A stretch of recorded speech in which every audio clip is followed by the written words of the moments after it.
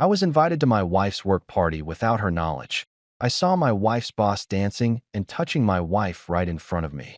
When my wife saw me, she smirked, "It's just for my promotion." Her boss replied, "At least I have something to offer and you don't."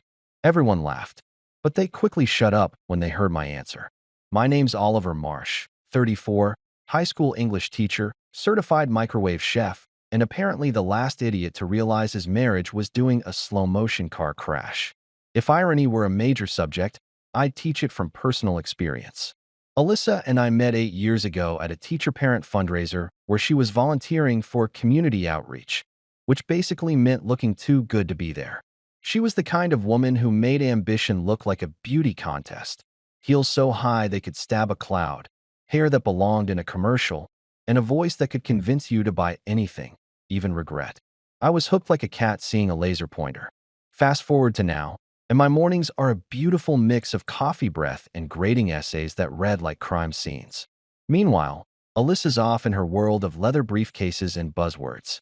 She's always one corporate ladder away from forgetting she married a guy whose most dangerous office supply is a stapler. Our marriage had slid into that comfortable coma where you still say love you, but it sounds like, okay, bye. She'd come home late smelling like expensive perfume and excuses.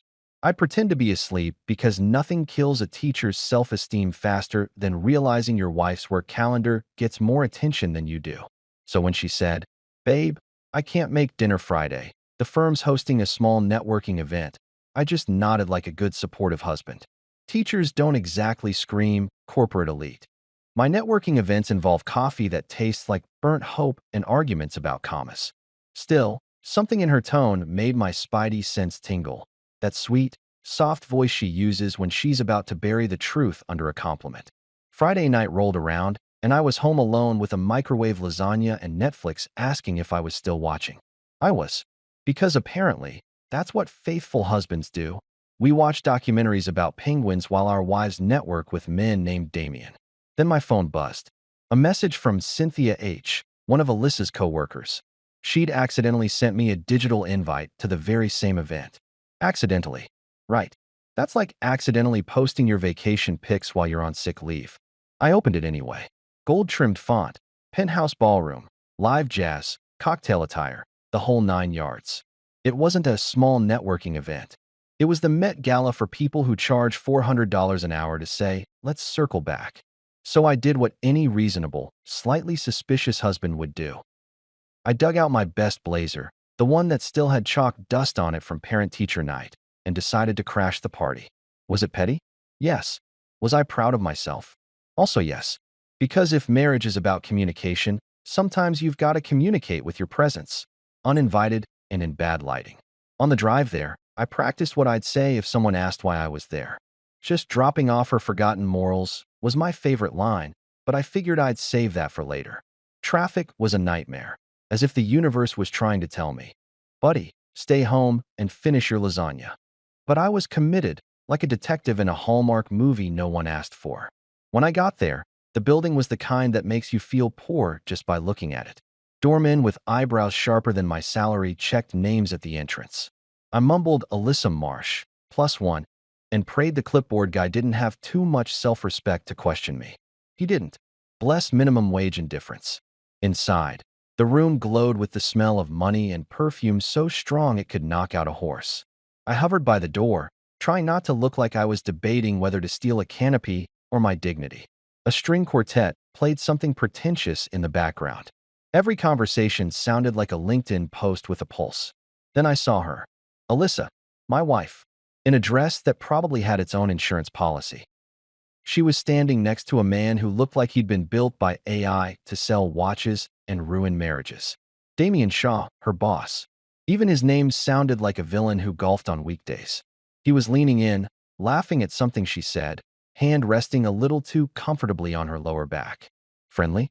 Sure. If friendly meant, "Hope your husband's blind." I stood there, half in shock, half wondering if I should record it or just set something on fire for dramatic effect. Then a waiter appeared with a tray of champagne, and I took two. One for me, one for my crumbling faith in humanity. I watched her from across the room, trying to decode the language of touch and body angles like a CSI episode for marriage failures. And when she tilted her head back to laugh at whatever nonsense Damien was spewing, I knew. There it was, that spark. The one she used to save for me when I'd make her pancakes on Sundays. Now it was being spent on a guy who probably thinks the Oxford comma is a luxury item. I wanted to walk up right then and say, "Hi, honey, love the new accessory. Does he come with a warranty?" But I didn't, because anger was too easy. I needed precision. I needed her to see what she looked like from my side of the mirror. So I waited, watched, planned. Because if there's one thing a teacher knows how to do, it's observe bad behavior and grade it with quiet disappointment. Somewhere between the CEO's speech about innovation and synergy and the live band starting a butchered version of a Frank Sinatra song, I noticed Alyssa check her phone. My text. Hope the networking's fun. Save me a dance. Her eyes flicked around the room, nervous. When she spotted me near the bar, her smile froze mid-pixel like a lagging video call. She walked over, heels clicking like a countdown to disaster. "Oliver," she said, voice sugary but tense. "What are you doing here?" "Oh, you know," I replied, swirling my champagne. "Just expanding my network." Her eyes darted toward Damien, who was watching with that smug half-smile reserved for men who think they're the main character. "Babe," she started, "this is a work thing." "Right," I said. "Work, where you slow dance your way to quarterly bonuses." She sighed. That condescending exhale corporate wives use when explaining to their husbands why money trumps morality. Don't be ridiculous.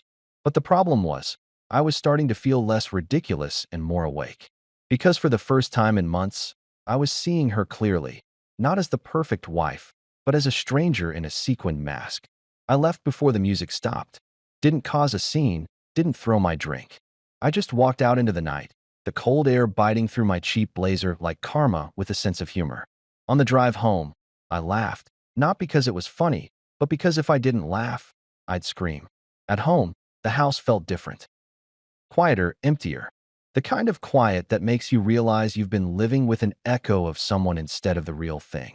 I sat at the kitchen table, staring at our wedding photo on the fridge. She was smiling at me in that picture like I was her whole world. Now I wasn't even her plus one. The next morning, she came home with the same networking smell, perfume, and guilt disguised as confidence. I was still in my pajamas, grading papers. "Hey," I said, too casual. "How was the event?" "Fine," she answered, dropping her bag on the counter like she was auditioning for a commercial called Busy Woman Who Lies Well. "Lots of networking. You know how it is." "Sure," I said, scribbling vague answers, neat examples on a student's essay. She didn't get the joke. She poured herself coffee and asked, "You didn't wait up?" "No," I lied. "I figured you were busy impressing Damien." Her hand froze mid-stir, the spoon clinking like a tiny alarm. "Excuse me."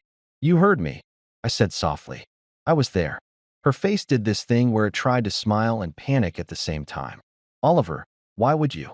"Because I wanted to see what's so important that you keep missing bedtime stories and date nights." I cut in. "I wanted to see what I'm competing with. Turns out it's a guy who owns too many mirrors." She laughed nervously. "You're being paranoid." Maybe I was. But paranoia keeps people alive in horror movies, and apparently in marriage too. I didn't press it further that day, just filed the moment away in my mental cabinet labeled evidence for future meltdown. That night, I lay awake next to her while she scrolled through emails, pretending to be asleep again.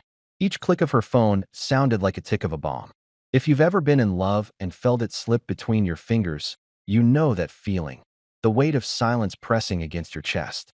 I wanted to ask, is he worth it? But I didn't. Instead, I whispered to myself, maybe I'm just a footnote in her success story. Somewhere between resentment and resignation, I fell asleep thinking about lesson plans and lawyers. Because that's the thing about being an English teacher. You can see foreshadowing from a mile away, but you still hope you're wrong. If only I'd known that one networking event was the prologue to the novel of my own downfall. Because the next chapter, yeah, that's where the Real story begins. Walking into that ballroom felt like crashing an Instagram influencer's fantasy, one that smelled like arrogance and overpriced perfume. I swear the air itself had a credit score. Chandeliers glittered like they were auditioning for a diamond commercial. Violins played something you were supposed to pretend to recognize. and everyone looked like they were here to negotiate their next yacht purchase.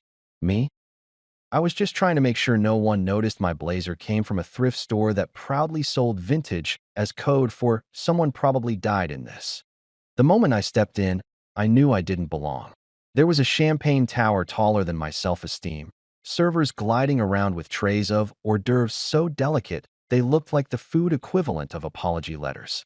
And then there was me, clutching my coat like a shield and reminding myself that I had every right to be here, even if I wasn't on the guest list. Teachers might not wear Rolexes, but at least we know how to spell pretentious. I scanned the room. My heart was pounding, not because I was scared, but because I was angry enough to look calm. The kind of calm that makes people nervous, like a quiet dog that's definitely about to bite. Then I saw her. Alyssa, my wife. The woman who told me this was just a small networking event. She was on the dance floor, framed by golden light and bad decisions. She looked stunning, of course she did, but right next to her was Damien Shaw, her boss, the walking cologne advertisement himself. He had that slick confidence of a man who's never had to pay for his own mistakes. His hand rested on her waist, not friendly boss territory. No, this was the kind of touch that comes with overtime pay and ruined marriages. She was laughing, head tilted back, eyes shining, body leaning into his. I'd seen that lean before. It used to be mine. That small tilt she did when she trusted you enough to let her guard down. Now, it was aimed squarely at a man who probably thought empathy was a software update. My jaw clenched, but I stayed put. Because walking over there, screaming like a soap opera husband, would have just made me another joke in a room full of people who drink gossip for breakfast. Instead, I moved toward the bar. The bartender gave me a look like, "Sir, are you lost or recently divorced?" I ordered whiskey neat, which is fancy talk for, I'm pretending I can handle my emotions. I leaned on the counter, pretending to check my phone while watching my marriage audition for its replacement. Damien spun her, literally spun her, on the dance floor like they were starring in a Hallmark movie for sociopaths. When he pulled her close, my blood went from 0 to boiling in 3 seconds flat. Then she saw me. It was almost cinematic, the moment her eyes met mine across the crowd. Her laughter froze mid-sound. For a second, she looked human again, not the polished mannequin she played at work.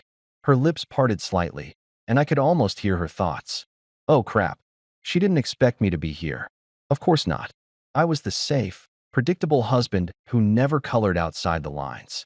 She probably thought I was home alphabetizing lesson plans and talking to my toaster again. I set my glass down and walked toward them. Every step echoed.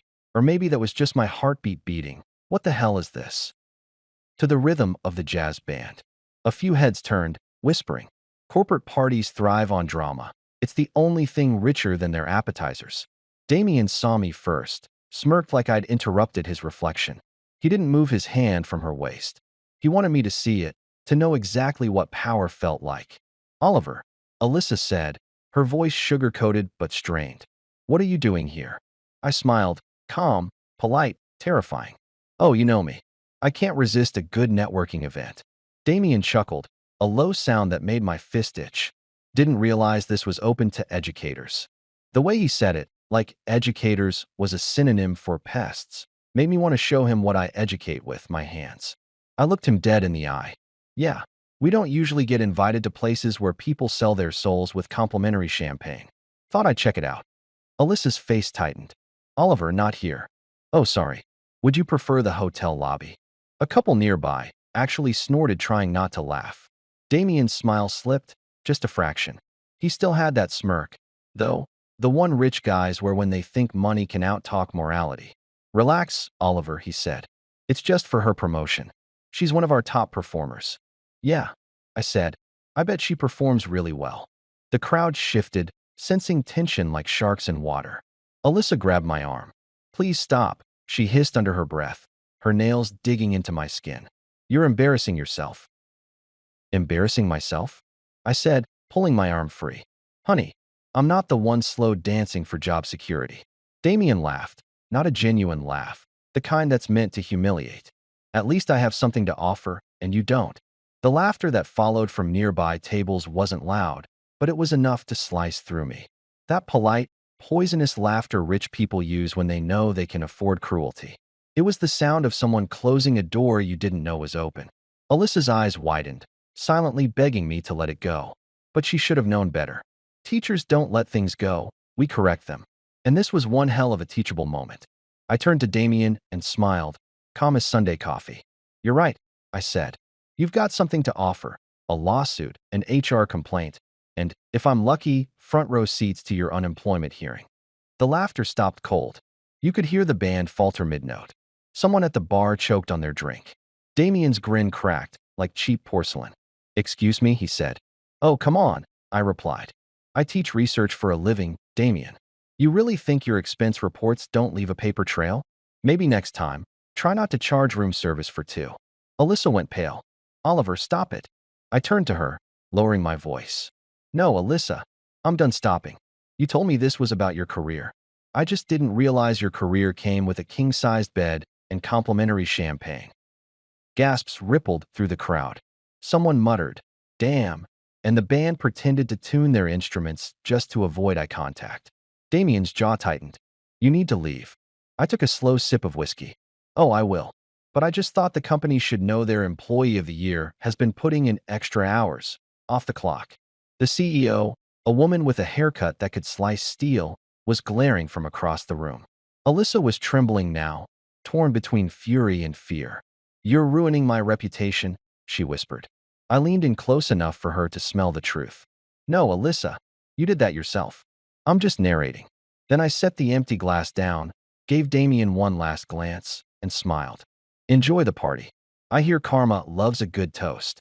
And with that, I walked out, slowly, deliberately, through that sea of tailored suits and synthetic sympathy.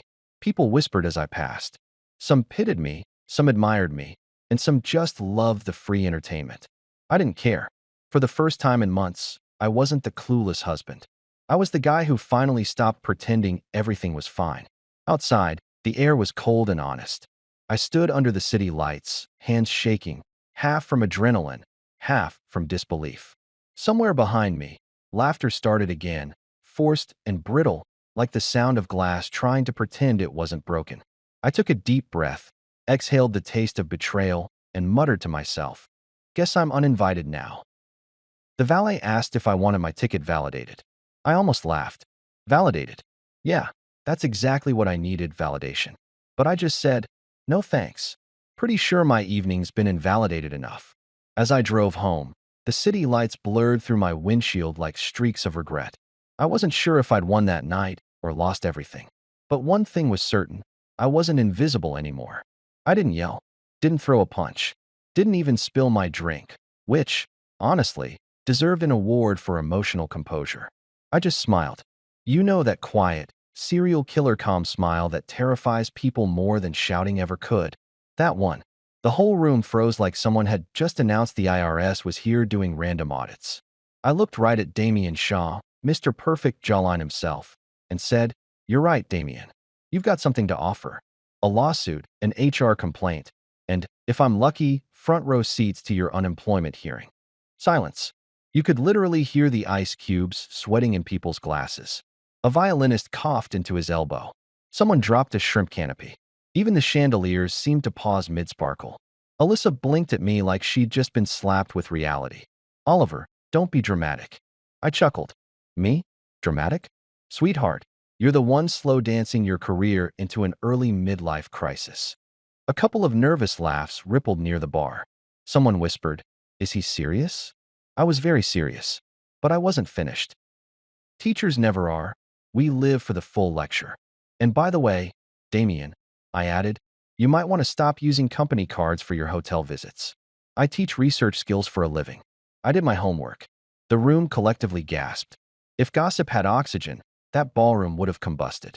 Alyssa went pale like a ghost who just realized she left the stove on. Damien's jaw flexed hard enough to chip a tooth. He tried to laugh it off, but it came out weird, like a dying car engine. You're bluffing, he said. I took a slow sip of my drink and smiled again. You think so? I can show you a slide presentation if you'd like. MLA format, properly cited. The CEO, Marion Quinn, the woman rumored to have fired a man mid-coffee break, was watching now from the balcony. Her eyes narrowed like she was mentally calculating legal damages. Alyssa grabbed my arm, whispering frantically, "Please stop." "Stop what?" I said, being honest. "I thought your company loved transparency." Her nails dug into my sleeve. "You're embarrassing me."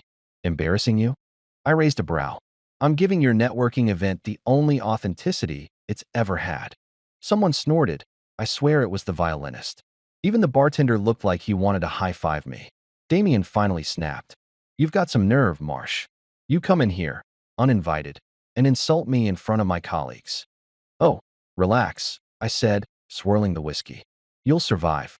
You've already survived accountability this long." The laughter that followed was small but mighty. Every suppressed chuckle in the room was a little rebellion. I could feel the crowd shifting. The dynamic flipped. I wasn't the awkward husband anymore. I was the entertainment. Alyssa hissed, "You need to leave." I shrugged. "Sure. But before I go, let me just say," I raised my glass like a toast, "to ambition, may it never come with hotel receipts." The room erupted. Not with applause, but with that delicious, stunned silence where people want to clap but fear HR repercussions. I drained my drink, set it down, and walked off. Mic dropped. Figuratively, of course. They didn't deserve the satisfaction of an actual crash. Outside in the hallway, adrenaline hit me like a freight train. My hands were shaking, my heart pounding, but damn it, it felt good. Years of polite smiles, swallowed arguments, and late-night disappointments, all released in one clean verbal knockout. I didn't even take the elevator. I needed the stairs, the burn in my legs matching the fire in my chest. By the time I hit the parking garage, I was half laughing, half crying, the emotional equivalent of jazz music. I sat in the car, breathing hard, staring at my reflection in the rearview mirror. Who the hell was that guy? I muttered. Because I like him. The drive home was quiet except for the hum of the engine and my brain replaying the scene on a loop. The look on Damien's face, the shock in Alyssa's eyes. It was the first time in years she'd looked at me like I mattered. Pity it took public humiliation to get there. When I pulled into the driveway, the house was dark. I didn't turn on the lights. Just walked straight to the kitchen, grabbed a beer, and sat at the table staring at our wedding photo again. The same picture that mocked me last night now felt like Exhibit A in the case of Oliver versus Denial. I took a long sip. "Well, buddy," I told my photo self. "Guess we're finally the main character." I should have felt guilty for airing our dirty laundry in public, but guilt is for people who still think they're wrong. I was done apologizing for expecting respect. Around midnight, headlights swept across the window, Alyssa's car. I didn't move. She came in, heels clicking like gunshots on tile. "Are you proud of yourself?" she snapped, slamming her purse down. "Immensely," I said. "You should have seen Damien's face. Pure art. You humiliated me." I shrugged. "You danced with your boss in front of half the city. I just provided the soundtrack." She crossed her arms. "You've ruined my reputation." I laughed, loud, genuine. "Honey, your reputation was already on a discount rack. I just put it under better lighting." Her eyes flashed. "You're unbelievable." "Yeah," I said. "That's what happens when you underestimate a teacher with access to Google." For a moment, neither of us spoke. The only sound was the hum of the fridge and the faint tremor in her breath. She looked at me like she didn't recognize me, and maybe she didn't. Because this wasn't the pushover husband who apologized for existing. This was the guy she forgot I could be. The one who noticed, remembered, and finally stopped pretending not to see. "Finally," she whispered, "you've destroyed everything." "No," I said quietly. "You did. I just stopped cleaning up after you." She turned away, muttering something about, "How could you?" and stormed upstairs. The door slammed. I waited for the guilt to follow. It didn't. Instead, there was this strange peace, like finally deleting a toxic group chat. I slept on the couch that night, but it was the best sleep I'd had in months. The next morning, I woke up early, brewed coffee, and stared out the window as the sun rose. Alyssa came down eventually, wearing that same flawless work outfit that screamed, "Nothing happened." She wouldn't look at me. "I'm leaving for the office," she said flatly. "Tell Damien I said hi." I replied without looking up from my mug. She froze mid-step. "You're unbelievable."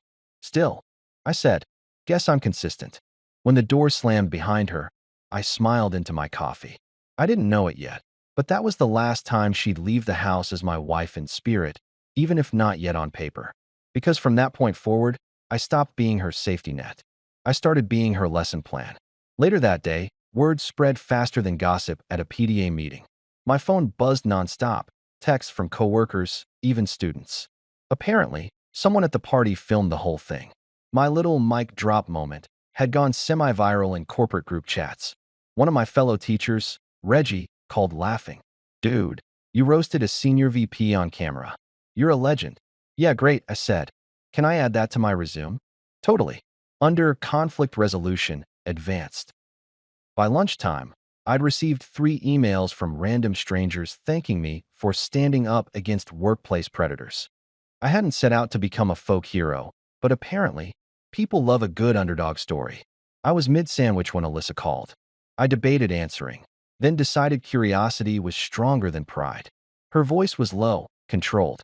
"What did you do? Besides expose your boyfriend's tax-deductible dates?" I asked. "This isn't funny, Oliver. HR wants to meet with me." "Oh no," I said, feigning shock. "Corporate consequences? For bad behavior? Say it ain't so. You've destroyed my career." "No, Alyssa, you destroyed our marriage. The career was just collateral damage." She hung up. I laughed so hard I nearly choked on my sandwich. That evening, I drove to the school gym to help set up for the spring dance. The other teachers teased me. "Hey, viral man, need a bodyguard?" But under the humor, I felt something new: respect. Turns out, nothing boosts your credibility like publicly torching a guy named Damien. When I got home, the house was empty again. Only her perfume lingered, a faint, ghostly reminder of everything fake. I stood in the living room, looked around, and realized I didn't miss her. Not really. I missed who she used to be, and maybe who I used to be before her ambition turned me into background noise. That night, I opened my laptop and started documenting everything: texts, receipts, screenshots. If my little mic drop had started a war, I wasn't showing up unarmed. Teachers know one thing better than anyone: evidence matters. As I organized the files into neat folders, I whispered to myself, "Homework's due, Damien." Then I saved it all under one glorious title: Revenge 101.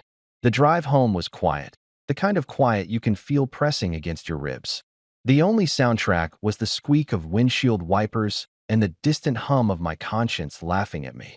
Alyssa sat in the passenger seat, arms crossed, face turned toward the window like she was auditioning for a Sad Wife perfume ad. She hadn't said a word since we left the ballroom. I, on the other hand, was humming Another One Bites the Dust. Not to be petty. Okay, exactly, to be petty. When we pulled into the driveway, the motion sensor light flicked on like it wanted front row seats. I parked, killed the engine, and waited. Nothing.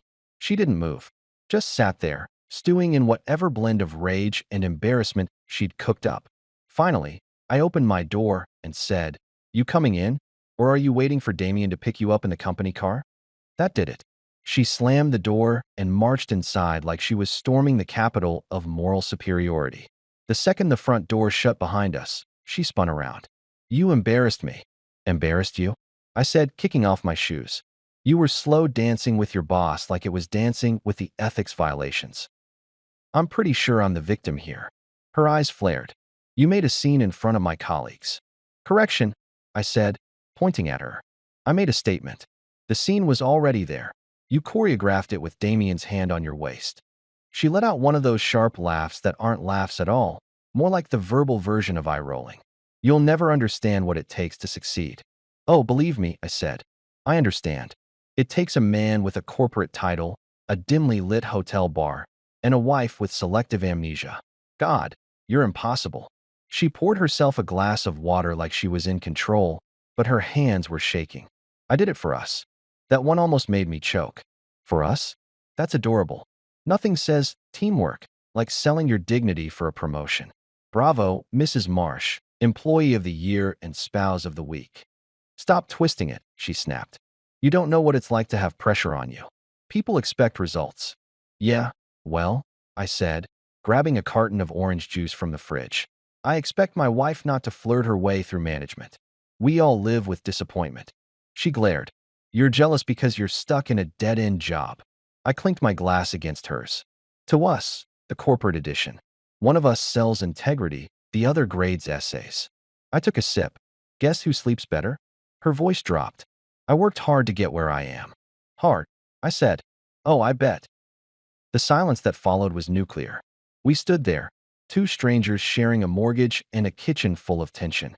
Finally, she muttered, I can't talk to you when you're like this, and disappeared up the stairs. I stared after her, then looked at the clock. 1:47 a.m. Wonderful. Another night of insomnia sponsored by Betrayal Inc. I cleaned the counter just to have something to do. Somewhere between wiping crumbs and questioning my life choices, I realized I wasn't even angry anymore. I was numb, like the emotional version of Novocaine. The kind of numb that comes after you finally stop pretending things are fine. The next morning, she acted like nothing happened. She waltzed downstairs in a navy dress, hair immaculate, smelling like apologies she'd never make. Morning, she said, eyes glued to her phone. Morning, I replied. How's the damage control plan going? She sighed. I'm heading into the office early. Damien and I. Let me stop you right there, I said. I don't want to know how that sentence ends. It can only go downhill. She frowned. Oliver, this attitude isn't helping. I'm not trying to help, I said. I'm observing. It's my hobby now. She grabbed her purse, muttering something about immaturity, and left. The door shut, and for a brief, perfect second, the house exhaled with me. I spent that Saturday doing what teachers do best, grading papers and reevaluating life choices. My students' essays on Romeo and Juliet suddenly hit harder. Miscommunication leads to tragedy. Yeah, no kidding. Around noon, my friend Reggie called. Bro, he said between laughs, I heard you lit up a corporate gala like a 4th of July barbecue. I wouldn't say lit up, I said modestly. More like delivered constructive feedback at high volume. He whistled. Man, you've got brass. Half the teacher's lounge saw that clip. Someone posted it with the caption, when the English teacher finally uses words for evil. You're a legend. Fantastic, I said dryly. Maybe it'll boost parent-teacher attendance. When I hung up, I couldn't decide whether to feel proud or humiliated. Maybe both. There's a weird freedom in public scandal. You can't fall off the pedestal if someone already smashed it. Alyssa didn't come home until late again. I was on the couch, TV muted, lights low. She walked in like a ghost with a designer bag. Rough day? I asked. She dropped her keys with a clatter. Marianne Quinn called me into her office. She said there's going to be an internal review. Translation, I said, HR sharpening their knives. This isn't funny. Oh, it's hilarious, I said. Karma finally put your career on the syllabus. She glared. You wanted this, didn't you? To see me fail. I shook my head. No, I wanted to see you remember what decency looks like. But apparently, that's above your pay grade. Her eyes watered, but she blinked the tears away. Alyssa hated crying. Ruins the mascara and the narrative. I was trying to build something for us, she said quietly. And instead, I replied, you burned it down. Congratulations on your management skills. She didn't reply, just went upstairs and shut the door again. The click echoed louder than her heels. Later that night, I couldn't sleep, so I took a walk. The neighborhood was still, rows of perfect houses pretending to host perfect lives. From the outside, ours looked fine too. Trimmed lawn, warm light, the illusion of stability. But behind the curtains, it was all smoke and unpaid emotional rent. I sat on the porch swing, thinking about how love can fade quietly, like a song losing volume, until one day you realize it's been silent for years. About how I kept waiting for her to come back, not physically, but emotionally. She never did. She'd left long before that ballroom. When I finally went inside, the house smelled like her perfume and distance. I poured another glass of juice, habit at this point, and stared at my reflection in the dark window. You're officially in the sequel, I told myself. The one where the nice guy stops being the fool. Sunday morning came with the awkwardness of a bad hangover. She avoided me entirely, eating breakfast standing up like conversation was contagious. I tried small talk once. You know, Damien's probably deleting emails as we speak. She didn't look up. You're cruel. Maybe. Or maybe I'm just finally fluent in your language. That afternoon, I went to my sister's place. Jenna's the kind of person who says what everyone else is too polite to say.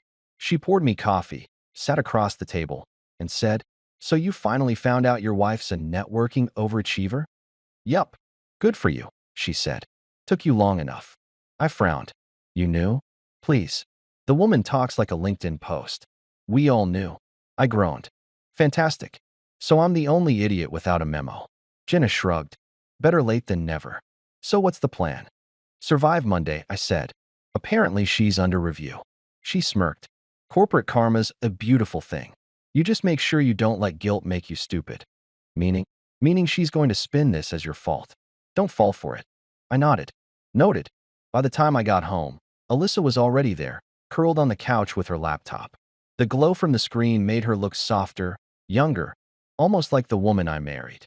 For a second, nostalgia punched me in the gut. Then I saw the email subject line on her screen. Statement of events, preliminary HR review. I walked past her. She didn't look up. You're early, she said. Couldn't stay away from my biggest fan. Oliver, her voice cracked slightly. Do you hate me?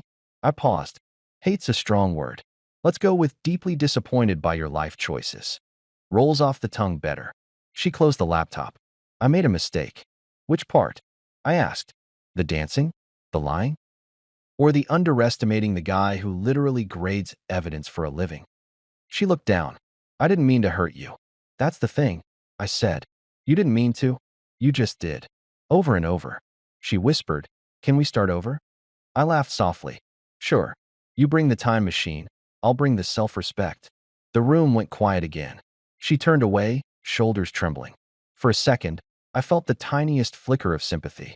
Then I remembered the look on Damien's face when he taunted me, and the flicker died. I left her there on the couch and went upstairs. Lying in bed, I realized something. I wasn't waiting for her apology anymore. I was waiting for my exit. The next week would prove that silence can be the loudest revenge, but for now, I just wanted to rest. My marriage had exploded, sure, but at least I finally stopped pretending the ashes were glitter. The morning after our verbal cage match, I woke up to sunlight that felt like an interrogation. You know that kind of brightness that makes you question your life choices? Yeah, that one. The coffee machine wheezed at me like it, too, was disappointed. I wasn't angry anymore. That's the dangerous part. Anger burns fast, strategy simmers slow. And that morning, I wasn't a husband, I was a data collector. Because when your wife starts gaslighting you with corporate PowerPoint logic, the only thing left to do is turn into Sherlock Holmes with Wi-Fi. I wasn't about to throw another emotional tantrum while she controlled the narrative. I needed evidence. Cold, unemotional, lawyer-approved receipts. So I became Detective Oliver Marsh, part-time English teacher, full-time husband investigator. She'd left early again, off to meetings. I made a note of the time. 6:48 a.m. meetings that start before sunrise sound less like office work and more like alibi rehearsal. I opened my laptop and stared at the glowing cursor like it was a moral crossroad. Then I typed her email into Google. Her firm's name, a few keywords, and boom, LinkedIn updates, tagged photos, and a couple of very interesting conference check-ins that didn't match her late nights at the office story. A finance summit in Chicago. Cute. She told me she was at a team retreat in Vermont that same weekend. Next, I checked our shared credit card statements. I know, it's petty, but marriage has a fine print clause about financial transparency. I scrolled through the transactions, hotel charges, Uber receipts, fancy restaurant dinners labeled client meals. Except I recognized one of those client meals, the restaurant where I'd once proposed to her. The universe really loves irony. I printed everything, filed it neatly in a folder, and labeled it Alyssa Q1 Integrity Review. Petty? Absolutely. Therapeutic? Even more so. By noon, my classroom was empty and my brain was spinning. I kept replaying her words. You're being dramatic. You'll never understand success. I did it for us. Funny how betrayal always sounds noble in corporate English. I wanted to believe maybe I was overreacting, that this was all a big misunderstanding. But then my phone buzzed. It was her sister, Harper, the human megaphone of bad advice. Oliver, you need to stop this nonsense, she said without even saying hello. Alyssa's really upset. I bet she is, I said. People usually get upset when they get caught. Caught doing what? Networking. Networking usually doesn't involve hotel minibars and scented candles. Wow, Harper said. You sound insecure. Insecure. I repeated, letting out a short laugh. Insecurity doesn't come with timestamps and room service invoices. There was a long pause. Then she muttered, You've changed. Good, I said and hung up. I'll give Harper credit, though. Her call lit a fuse. If they were circling the wagons, I must have been getting close. That afternoon, I stopped by Alyssa's firm. I told the receptionist I was dropping off some files for her. Classic move. Act like you belong, people assume you do. While waiting, I noticed a familiar name on the visitor log. Damien Shaw, conference room 4B. I smiled to myself. The man had the subtlety of a marching band. I didn't see Alyssa that day, but I didn't need to. I got what I came for, a glimpse of the environment. I saw the assistants whispering, the glances exchanged when I said her name. Office gossip spreads faster than a caffeine shortage. She wasn't fooling anyone. That night, I didn't confront her. Not yet. I played it cool. Made dinner, asked about her day, pretended like we were still normal. She gave me vague answers about corporate restructuring and client onboarding. I nodded, smiled, and mentally wrote down every lie. After she went to bed, I went back to my new second office, the dining table. Laptop open, phone ready, folder expanding faster than a high school gossip chain. I checked her social media. Most of her posts were work-related, but in one photo, posted by someone else from her firm, I spotted her reflection in a wine glass. Sitting next to Damien. Same suit. Same night. Caption: when teamwork meets after-work wine. I laughed out loud. Busted by Instagram, I muttered. The modern-day truth serum. By the third day, I had enough material to make a Netflix docuseries. The corporate cheater next door. Receipts, call logs, calendar entries. It was all there. She'd been billing hotel stays as team retreats. Her team seemed to consist of exactly two people, her and Damien. If that's teamwork, then I'm the Queen of England. Thursday evening, she came home early, which was unusual.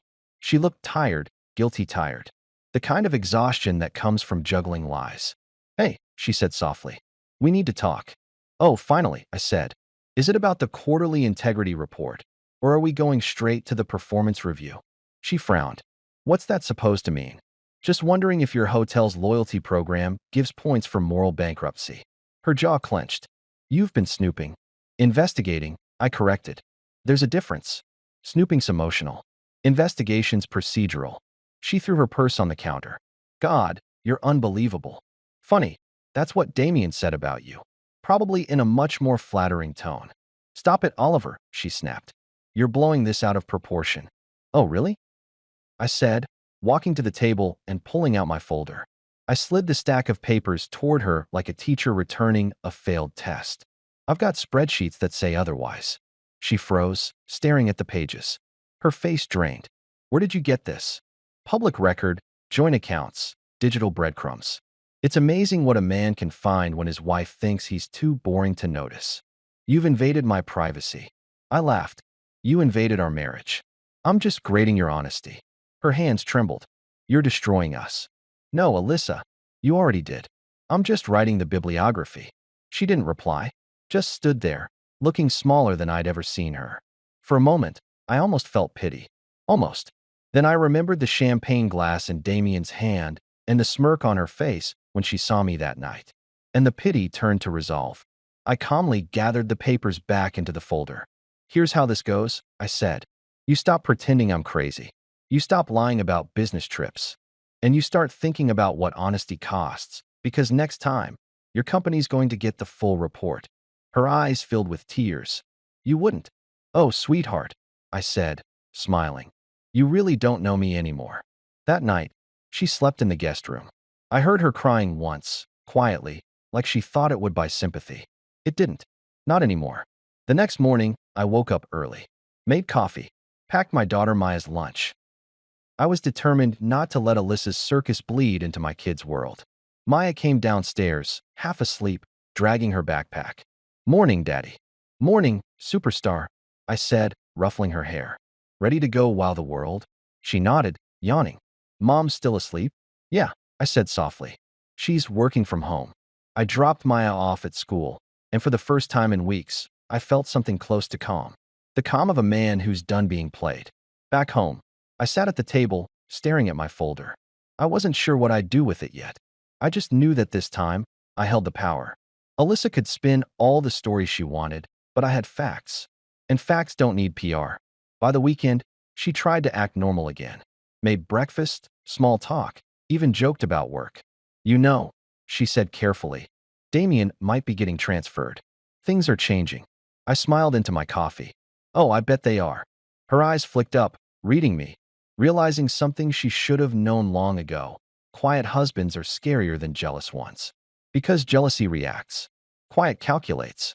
When she left the table, I whispered to myself, game on. That night, I sat outside on the porch, folder in hand, moonlight shining across the pages. Proof, truth, power, all tucked neatly under my arm. I didn't know where it would lead yet. Divorce court, HR scandal, maybe both, but I knew one thing for certain. I was done being the oblivious husband. The next time Alyssa tried to rewrite our story, I'd be the one holding the pen. 2 weeks after I'd turned into Sherlock Holmes with a wedding ring, Alyssa's company decided to host the big one, the annual Penthouse Gala. The kind of event where people pretend to celebrate teamwork while secretly updating their resumes and stabbing each other with compliments. She mentioned it at breakfast like it was just another day. The firm's doing the gala Friday, she said, stirring her coffee. It's invitation only. Formal. Translation, don't come, Oliver, we've had enough public scenes. Invitation only, huh? I said, buttering toast with the calm precision of a man plotting mild revenge. Guess I'll just stay home and alphabetize my regrets. She smiled that tight, corporate smile that says, I'm ignoring your sarcasm because I might still need your tax returns. It's not your scene, Oliver. Everyone there will be from the firm. Yes, I said. Wouldn't want to lower the average ambition level. She rolled her eyes. Can we not start? Oh, we started 8 years ago, I said. You're just now realizing it. By Thursday, she'd ordered a new gown, emerald green, floor length, the kind of dress that makes photographers forget their wives. It arrived in a box big enough to bury my dignity in. She tried it on that evening, spinning in front of the mirror. What do you think? She asked, half expecting me to say something jealous or petty. I looked at her reflection. You look beautiful, I said honestly. Too bad your soul's working part-time. She glared. You really can't help yourself, can you? Oh, I can, I said. I just choose not to. She sighed, muttered something about needing this promotion, and went upstairs. I sat there, sipping my coffee, thinking about the folder of evidence hidden under the floorboard in my study. The HR complaint draft, the screenshots, the receipts. I'd been holding on to them, unsure of what I wanted. Revenge, closure, or just the satisfaction of watching her world wobble. But that night, as I watched her pack perfume and false confidence, I realized I didn't need to choose. I could have all three. Friday came faster than karma. She left early, heels clicking like countdowns to disaster. I waited an hour, showered, shaved, and put on my best suit. Navy blue, pressed shirt, tie straight. I looked like a man attending either a wedding or an execution. In a way, it was both. I rented a car, a black sedan that didn't scream teacher salary. Slipped into it like a ghost on a mission. When I pulled up to the penthouse building, the valet didn't even blink. Confidence opens doors, insecurity waits outside. The elevator ride up was silent except for the soft jazz leaking from the speakers. My reflection in the mirrored walls smirked back at me. You sure about this, Marsh? It asked silently. I was. The doors opened to a golden glow. Glass walls, city skyline, laughter, the faint smell of champagne and self-delusion. Waiters floated by with trays of caviar that looked like expensive frog eggs. Guests mingled in designer armor, talking about market trends and team synergy like they were reciting gospel. And there she was, Alyssa, standing in a corner, laughing that fake laugh I used to love. Damien stood beside her, glass in hand, looking like the poster boy for workplace misconduct. His hand hovered dangerously close to her back again, and my jaw flexed. I didn't approach immediately. Timing is everything. Instead, I drifted toward the bar, nodded at the bartender, and ordered whiskey, again neat. It had become my rebellion of choice. The speeches started an hour later. The CEO, Marianne Quinn, stepped up with her diamond glare and gave the kind of speech that makes people clap out of fear. This year, she said, we celebrate growth, excellence, and integrity. Oh, the irony. Integrity, my ass. Then came the toast. Damien was handed the mic. He tapped it twice and smiled at the crowd. Here's to the people who make this company great, especially my team. He looked right at Alyssa when he said it. My wife smiled, pretending not to bask in the subtext. That was my cue. I waited until the laughter died, until the last champagne flute was raised, until all eyes were focused forward. Then I stepped out from the crowd, my glass lifted high. Actually, I said loudly, I'd like to make a toast too. The ripple that went through the room was delicious. Alyssa turned, color draining faster than the open bar. Oliver, she whispered, panic flickering behind her eyes. What are you doing here? Networking, I said cheerfully. You told me it's important. Damien shifted uncomfortably. This is a private event. Oh, I know, I said smiling. And I'm feeling very exclusive right now. The CEO raised an eyebrow. And you are? Oliver Marsh, I said, husband of your star employee, Alyssa Marsh. A few gasps. Someone near the back whispered, oh, that's him. News travels fast in gossip circles. I clinked my glass lightly. To my lovely wife and her boss, Damien. Proof that some promotions come with benefits and hotel bills. A single second of silence stretched into eternity. Then the whispers started. Someone dropped a fork. The DJ froze mid-button. Alyssa's hand trembled around her glass. Oliver, please. Relax, I said. It's just transparency. Isn't that what this company prides itself on? Honesty, accountability, open communication? I'm just doing my part. Damien's face twisted. You've got a lot of nerve showing up here. Thanks, I said. It's my best quality, right after literacy and emotional endurance. The CEO's sharp voice cut through the tension. What is this about? I smiled and reached into my jacket pocket, pulling out a crisp folder. Evidence, I said simply. Screenshots, receipts, expense reports. Everything your HR team needs for a nice, clean Monday meeting. A murmur rippled through the room. Alyssa looked like she might faint. Damien looked like he already had.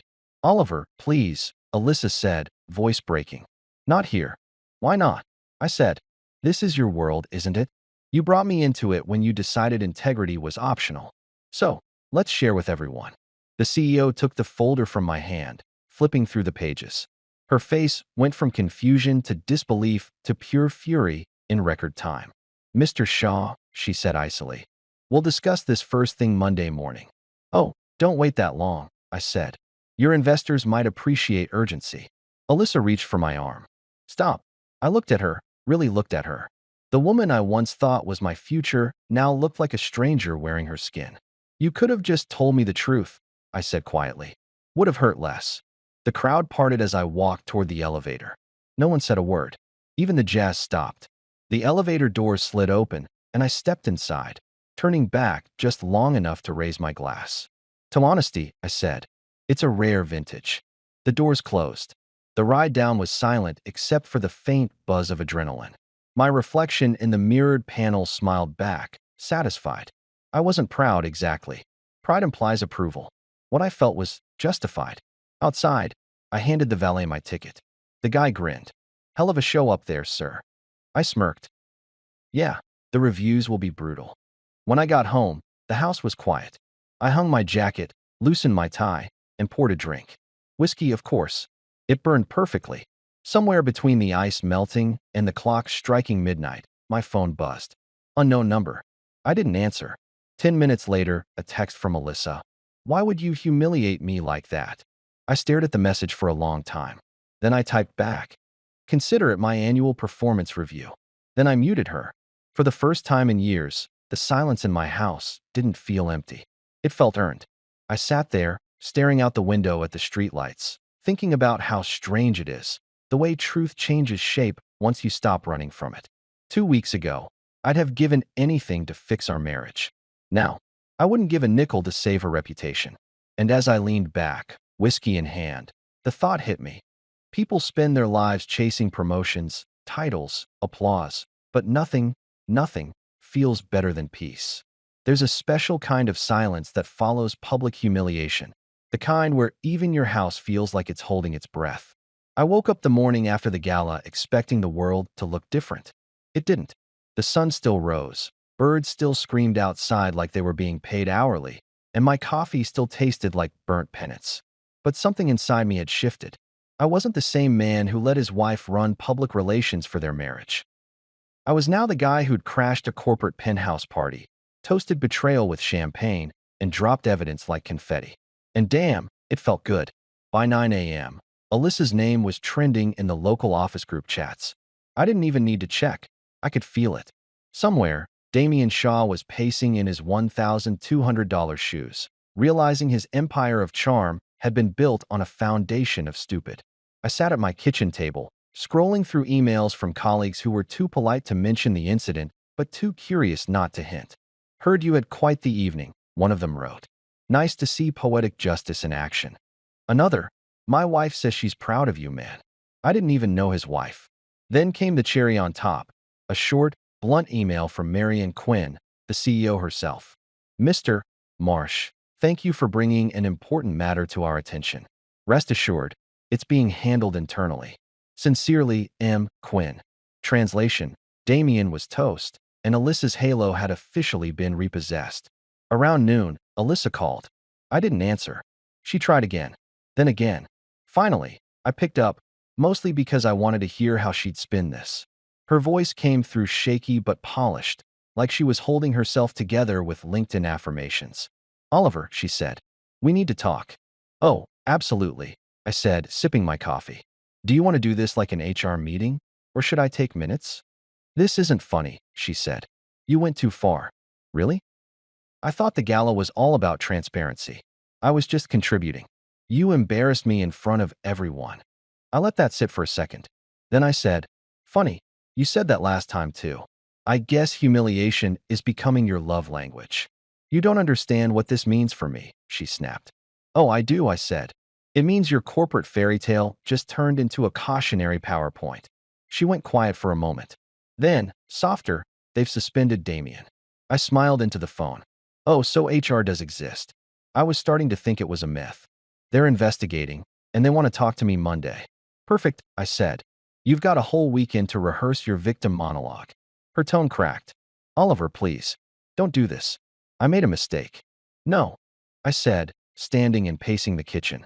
You made a series of calculated choices. Mistakes are what you make when you hit reply all. She started crying then, soft, desperate tears that used to melt me. But now, they sounded like background noise. You destroyed my career, she whispered. I laughed, not cruelly, just truthfully. No, Alyssa, you destroyed it. I just handed out the flyers. She hung up. I stared at the phone for a moment, then set it down. The thing about exposing people, they never thank you for the truth. They just hate you for ruining their illusion. That afternoon, I went for a walk. The fall air had that crisp, knife-edged honesty I liked. I stopped by the corner coffee shop, and the barista, a college kid who once asked me to help edit his essay, grinned and said, Dude, that video of you at the gala? Legendary. I blinked. Video. He pulled out his phone and showed me.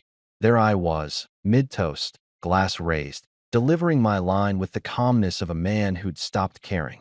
To my lovely wife and her boss. Proof that some promotions come with benefits and hotel bills. The crowd's stunned silence played beautifully on camera. Someone had filmed it from across the room and uploaded it with the caption, When the teacher teaches the CEO's boss a lesson. It had 500,000 views. I laughed so hard I nearly spilled my coffee.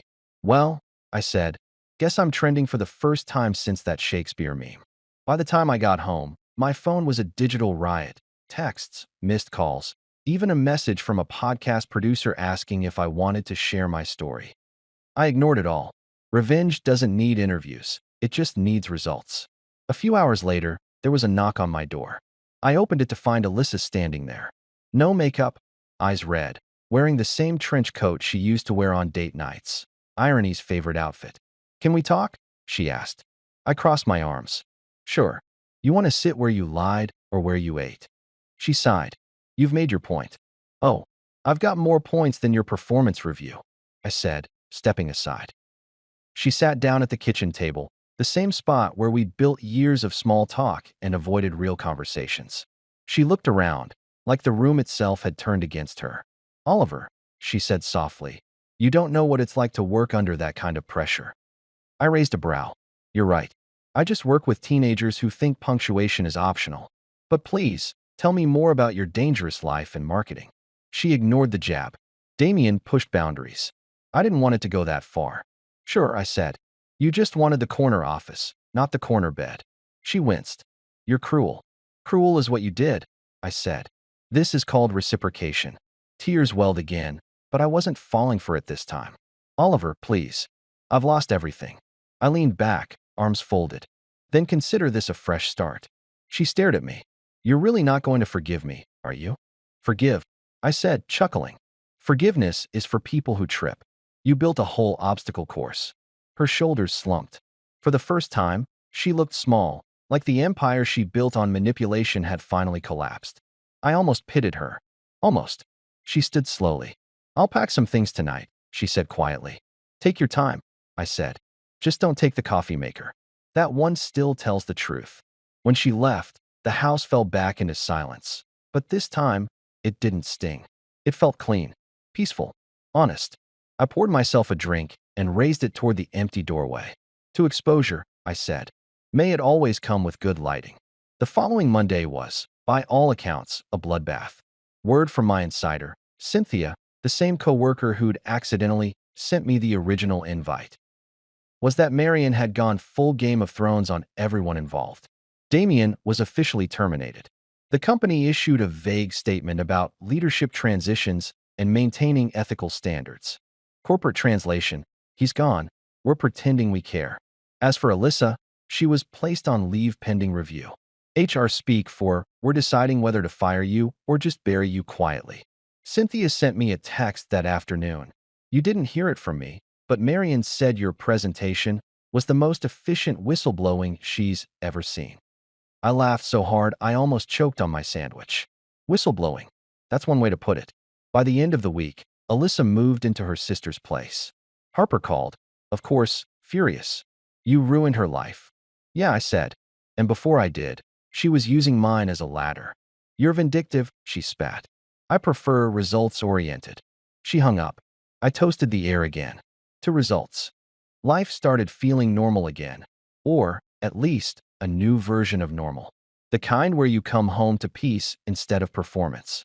I redecorated the living room, got rid of her endless candles labeled ambition and focus, replaced them with one simple scent, sanity.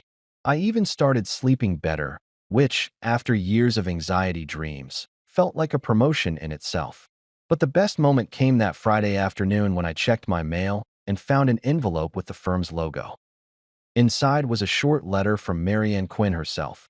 Mr. Marsh, the information you provided allowed us to take immediate and necessary action. We are grateful for your integrity. I taped it to my fridge, right next to Maya's drawing of our family. Just two people now, me and her, stick figures smiling in crayon sunshine. It looked right. That night, as I tucked Maya into bed, she asked, Daddy, is Mommy coming home soon? I brushed her hair back gently. Not for a while, sweetheart. Did you and Mommy fight? I hesitated, then smiled softly. No, Pumpkin. We just stopped pretending. She nodded, half asleep, and whispered, I like when it's quiet. Me too, I said. I turned off the lights, walked into the living room, and sat down with my drink. Outside, the city buzzed, unaware that somewhere, a quiet man had finally won his own story back. And as I sat there, the words rolled through my head again. Quiet husbands are scarier than jealous ones. Because while jealousy shouts, quiet keeps receipts, and then chooses the perfect moment to read them out loud. By the time the first legal envelope slid under my door, the whole situation had stopped feeling like heartbreak and started feeling like paperwork. There's a difference between losing someone and realizing you just unsubscribed from their nonsense. I'd already hit the emotional unsubscribe button weeks ago. Now it was time to make it official. Alyssa had been on leave from the firm for 3 weeks. Translation: exiled with pay until HR could figure out how to pretend she'd left voluntarily. The tabloids didn't care, though. Someone leaked the story to a gossip site under the headline, CEO's protege suspended after gala scandal. The comments were brutal, deliciously so. I didn't write them, but I might have upvoted a few. The night the envelope came, I was grading essays. Irony, always punctual, made sure the assignment topic was personal accountability in Macbeth. The universe has jokes. The knock on the door came soft, but professional. A man in a gray suit handed me a thick, cream-colored envelope like it was a bomb he didn't want responsibility for. Oliver Marsh. That's me, I said. He nodded. You've been served. I stared at the envelope. Ah, The modern love letter. He didn't laugh. Process servers rarely appreciate sarcasm. I closed the door, dropped the envelope on the kitchen table, and just looked at it for a while.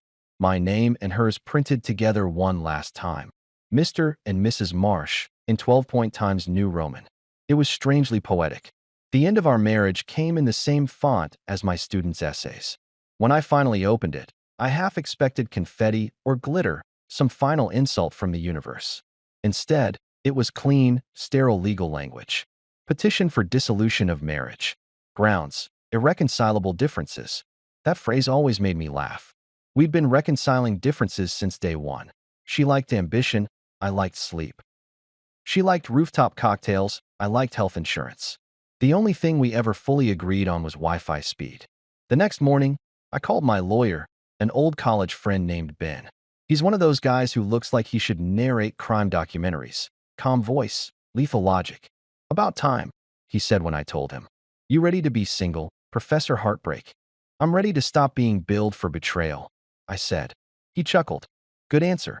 Let's draft a response that politely tells her she can keep her mess. We met that afternoon in his office. While he typed, I explained everything. How I'd exposed the affair, how her company had turned on her, how she was now living with her sister. He listened, nodding occasionally, the way lawyers do when they're mentally tallying billable hours. When we were done, he leaned back. You know, she might come after you for alimony. I raised an eyebrow. She cheated on me. He shrugged. Doesn't mean she won't try. In divorce court, morality's just a decorative item. I sighed. Then I guess I'll bring receipts. He smirked. You always were the guy who did his homework. By evening, the papers were ready. All I had to do was sign. I stared at the dotted line for a long time. My name looked foreign there, like it belonged to some other version of me. The one who still believed love could survive corporate greed and after-work cocktails. I signed anyway. Ink never felt so liberating. Alyssa showed up 2 days later. I hadn't seen her in person since the night she packed her things. She looked tired, deflated, like ambition had finally charged interest. You couldn't even call me before filing, she said. I set down my coffee. You sent me divorce papers through a stranger, Alyssa. You don't get to play sentimental now. She flinched, but recovered fast. I was hoping we could talk about settlement. Sure, I said. Here's my offer. You keep the guilt, I'll keep my peace. She sighed. You're impossible. No, I said. I'm finally consistent. She pulled out a folder. My lawyer says. I held up a hand. Stop. If the sentence starts with my lawyer says, then the conversation's already dead. She closed the folder, frustrated. I didn't mean for things to end this way. I chuckled. You never mean it. You just do it anyway. We sat in silence for a moment. She looked around the living room. The empty shelves, the missing photos, the absence of her. It's strange, she murmured. You really cleaned the place up. Yeah, I said. Turns out, when you remove the toxicity, the air quality improves. Her lips tightened. You're enjoying this. Enjoying? No. Appreciating? Absolutely. She stood up. You'll regret treating me like this one day. I already did, I said. For 8 years. She left, slamming the door hard enough to make the picture frames rattle. I looked at the door and whispered, Good luck, Miss Marsh. Calling her Miss felt right. Her new identity fit better when it didn't include me. The following week was a blur of signatures, notarizations, and Ben's dry humor. You're officially in the system, he said, sliding over the final paperwork. Congratulations. You're a free man. Does it come with a manual? I asked. He grinned. Just 3 rules. Don't text your ex, don't date a coworker, and for the love of God, don't get married again before tax season. I laughed for the first time in days. The kind of laugh that comes from somewhere deep, past all the bitterness. I'll put that on a mug. When I left his office, the city felt different. Lighter. Like someone had turned off background static I didn't know existed. Divorce wasn't the ending I wanted, but it was the one that made sense. A few nights later, Alyssa called again. I debated ignoring it, but curiosity won. Oliver, she said softly, I wanted to tell you I've been terminated from the firm. Terminated, I repeated. That's corporate for fired, right? Yes. Guess they finally found out integrity isn't a group project. She ignored the jab. I'm starting over. New firm. Smaller. Smaller sounds good, I said. You'll have fewer people to disappoint. Her tone hardened. You really can't let it go, can you? I did, I said. You're the one calling from the past. She went quiet for a beat. Do you ever miss me? I thought about that. The late night talks, the inside jokes, the version of her that existed before ambition became her religion. Sometimes, I admitted. But mostly, I miss not paying for hotel stays I didn't attend. She exhaled a broken laugh. You always have to get the last word. Not true, I said. This time the court does. When I hung up, I felt free. Not happy, not sad. Just finally untethered. A week later, Ben called to say the judge had signed the decree. Divorced. One word, 12 letters, infinite relief. I poured myself a drink, turned on some Miles Davis, and toasted the quiet. Here's to endings that don't need closure, I said aloud. That weekend, I took Maya to the park. She was 7, all energy and curiosity. Daddy, she said while we sat on a bench eating ice cream. Are you and Mommy friends now?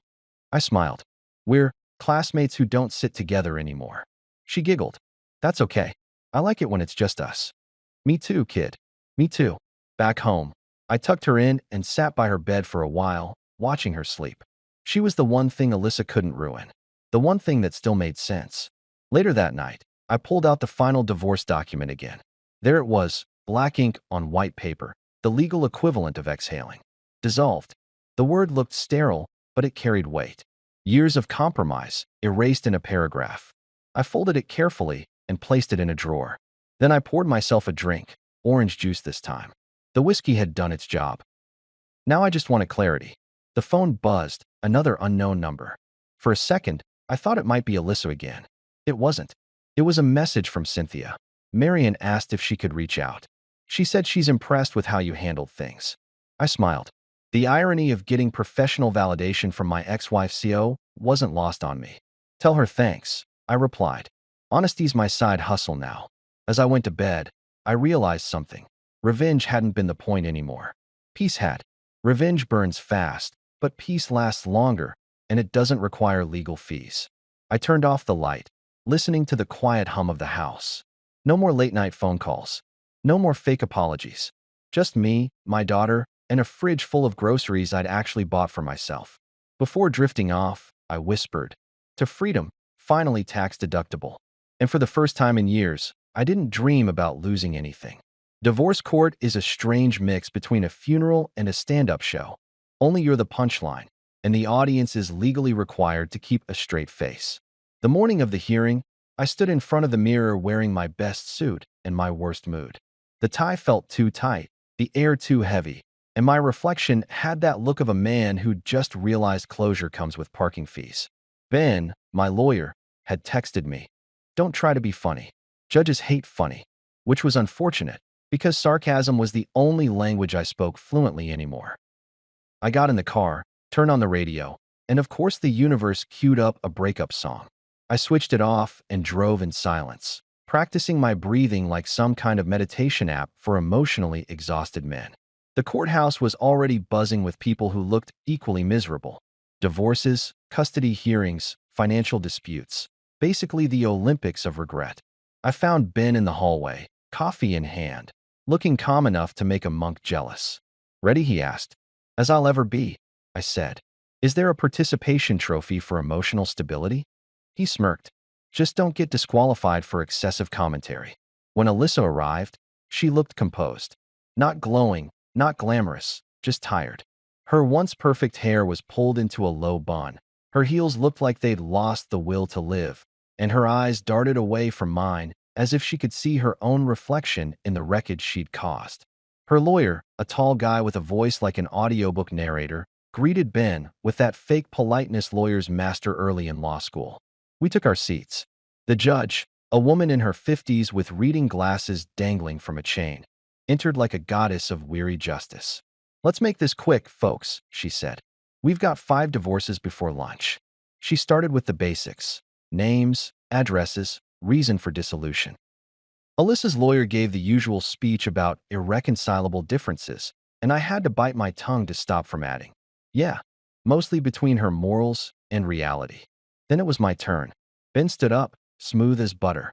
Your Honor, he said, we've submitted documentation regarding marital misconduct and financial misrepresentation by the respondent, Mrs. Marsh. The judge adjusted her glasses. I see that. Ms. Marsh, care to respond? Alyssa's lawyer launched into a long, rehearsed speech about how she had been pressured by workplace dynamics, emotionally manipulated by her superior, and made errors in judgment due to undue influence. Basically, he tried to turn her affair into a TED Talk about victimhood. The judge held up a hand. Mr. Shaw was her superior? Yes, Your Honor, the lawyer said earnestly. It was an abuse of power. I couldn't resist. Pretty sure the only power he abused was the company credit card. Ben elbowed me under the table. Don't, he hissed. The judge looked over her glasses at me. Mr. Marsh, are you making jokes in my courtroom? Apologies, Your Honor, I said. Force of habit. I'm a teacher, sarcasm's part of the curriculum. Her lips twitched, but she moved on. Proceed. Alyssa's lawyer droned on about her years of dedication, her stressful career, her unfortunate entanglement. You'd think she'd just survived a shipwreck. When he finally sat down, the judge turned to Ben. Mr. Jacobs, any comment? Ben stood, buttoning his jacket like he was about to deliver a mic drop. Your Honor, we've also provided receipts, bank statements, and photographic evidence of said entanglement. Additionally, the respondent was terminated from her firm following an internal investigation prompted by Mr. Marsh's whistleblowing. The judge raised her eyebrows. Is that true, Ms. Marsh? Alyssa's voice was barely a whisper. Yes, Your Honor. Terminated for cause? Yes. The judge sighed. Well, that's a first. Usually, these hearings involve he said, she said nonsense. It's refreshing to have documentation. Ben nodded. My client's thorough, Your Honor. He grades research papers for a living. I leaned back, whispering, always cite your sources. A faint chuckle from the court clerk almost made my day. The judge scanned the papers, flipping through with that particular mix of authority and exhaustion. Given the evidence, and given that the respondent's income has significantly decreased due to her own actions, the court sees no grounds for spousal support. Alyssa's lawyer tried to argue. Your Honor, my client's financial situation has changed dramatically. The judge cut him off. Actions have consequences, counselor. She's an adult, not a victim of her own ambition. I swear I heard angels sing. Next came custody. I'd been nervous about that part, but Ben had warned me. Judges love stability. You've got it in spades. Sure enough, the judge looked at me and said, Mr. Marsh, you're seeking primary custody. Yes, Your Honor. My daughter's routine, school, and home life are centered with me. Her mother's current circumstances are transitional. The judge nodded. Mrs. Marsh, any objections? Alyssa looked up, tears in her eyes. I love my daughter. I don't doubt that, the judge said gently. But love doesn't pay rent or guarantee consistency. For now, primary custody goes to Mr. Marsh. Mrs. Marsh will have visitation rights every other weekend. I exhaled, trying not to look victorious. Inside, though, I was doing a mental touchdown dance. The rest of the hearing was a blur of signatures, legal jargon, and whispered arguments between Alyssa and her lawyer. When it was finally over, the judge said, Good luck to both of you. I hope you both learn from this experience. Ben shook her hand, then leaned toward me. Congratulations, he said. You just won the quietest war in history. Outside the courthouse, the air felt cleaner than it had in years. Alyssa caught up to me on the steps. You're really taking Maya from me? I stopped. No, Alyssa. I'm keeping her life stable. There's a difference. She's my daughter too, she said, her voice breaking. Then maybe you should have thought about that before you let someone else play husband, I said quietly. She flinched, but didn't argue. There was nothing left to say. Ben clapped me on the shoulder. Drinks? Absolutely. We went to a small bar downtown, the kind that smells like old wood and news stories. Ben ordered whiskey for both of us. To justice, he said. I raised my glass. To documentation. We laughed. For the first time in months, it wasn't bitter laughter. It was real, unfiltered, earned. After a few rounds, Ben leaned back and said, You know, you handled that better than most people I've seen. No yelling, no theatrics. I grinned. Yeah, but inside? Oh, I was hosting a full Broadway production. He laughed. What now? I shrugged. Work, parenting, not repeating history. Maybe finally take that trip to Seattle I've been putting off. You'll be fine, he said. You're one of the rare ones who actually walks away smarter. The next morning, Maya and I made pancakes. She poured too much syrup, and I didn't correct her. Can we call Mommy later? She asked. Of course, I said. We'll always call Mommy. She smiled, sticky and innocent. Kids have a way of making endings softer than they deserve to be. Later that day, I got an email from Marian Quinn. Short and cold. Mr. Marsh, we've concluded our internal investigation. Mr. Shaw has been terminated effective immediately. We appreciate your cooperation. I read it twice, smiled, and hit delete. I didn't need the confirmation. I already knew. That night, I sat on the porch with a glass of orange juice, whiskey's softer cousin, and watched the sunset paint the sky. My phone buzzed with a new message. It was from Ben. Congrats again, Professor. You officially won your case. The judge signed the final decree. I texted back, thanks. Tell the judge her sarcasm was inspiring. Then I leaned back, let the night breeze hit my face, and thought about everything. How I'd walked into a ballroom a humiliated husband and walked out a man who finally knew his worth. How revenge hadn't ruined me. It had reintroduced me to myself. Life wasn't perfect, but it was peaceful. And for the first time in a long time, I liked the sound of my own quiet. As the stars came out, I raised my glass one last time and whispered, to peace. The best verdict there is. 6 months after the courtroom curtain closed, my life finally started sounding like background jazz instead of a car alarm. There's a peace that comes from knowing the worst part is already over.